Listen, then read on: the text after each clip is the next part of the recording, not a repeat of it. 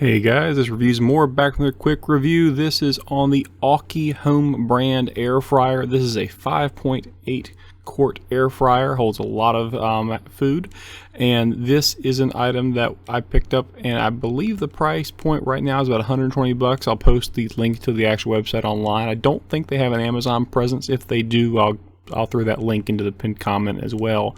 As always, before we get into this too deeply, if you like the video, please hit the like button. If you have any questions, please comment. That's actually the most helpful thing now. The YouTube algorithm really focuses heavily on commenting and engagement. So if you have a question or anything else, I'm pretty responsive in the actual comment section and respond fairly quickly.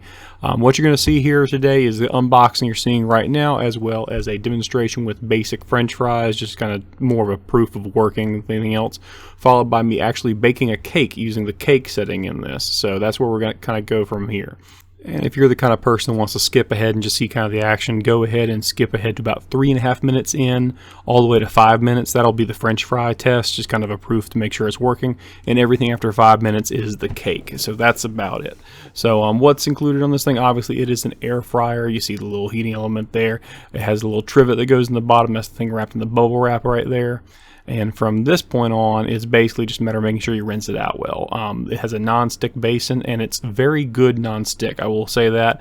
Oh, there's my foot. Sorry, bad editing here. Terrible, not a good videographer here.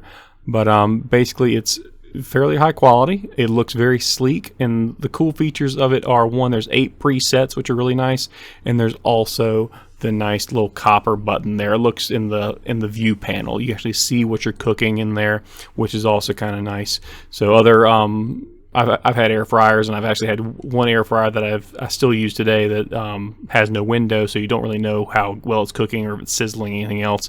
And I've been cooking with this one for about a week now, going pretty hard on it. I'm throwing stuff in there just as much as I can. There's a reheat function. There's all kinds of cool functions on it, which is really kind of great. And we'll kind of go through and look at those real fast once we get it plugged in. It's got a it's a touch panel on top. That's how you actually adjust the settings. You see the start button right there in the middle. All those various presets. I believe it's hot, crisp. There's air fry just generally in there. There's air broil, so you can treat it like a broiler. There's a roast and and baking with the cake, as you'll see in just a second. And we're going to demonstrate baking the cake.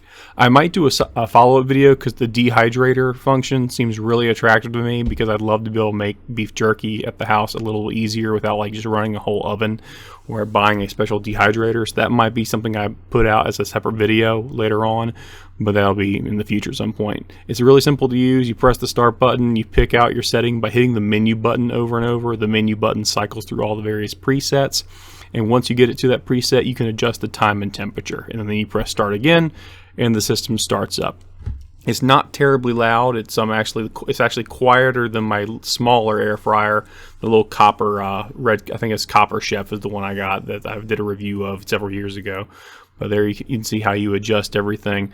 It maxes out at 400 degrees, so you're not going to be frying any higher than that.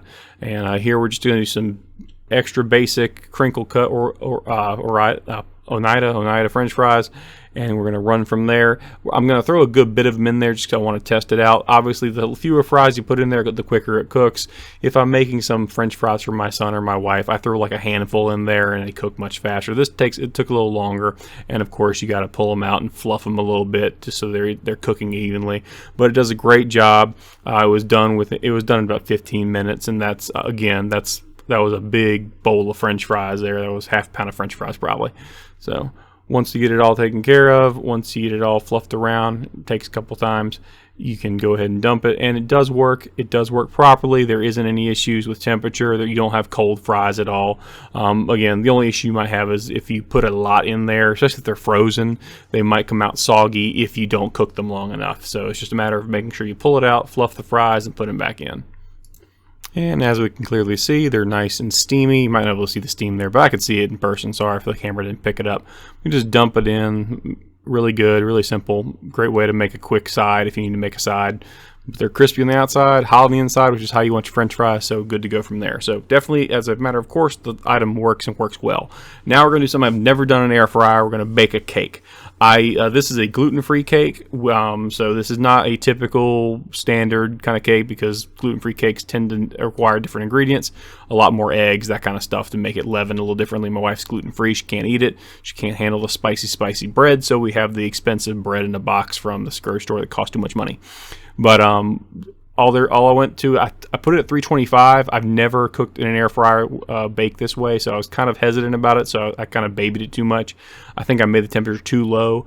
The result was good, but the result was I had to keep watching it, kind of adjust what I was doing, get my toothpick out, make sure it wasn't wet in the middle.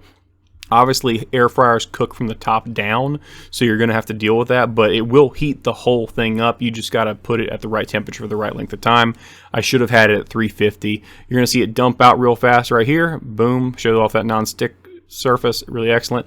It came out a little spongy, so that top is a little bit spongy, but it's not overcooked on the, I'm sorry, what you see is the top was actually the bottom. The bottom came out spongy, but now the top was just right, and I was like, well, what can I do? I'm just going to throw it back in the air fryer and then cook the top of it. And you see me just kind of toss it right in there.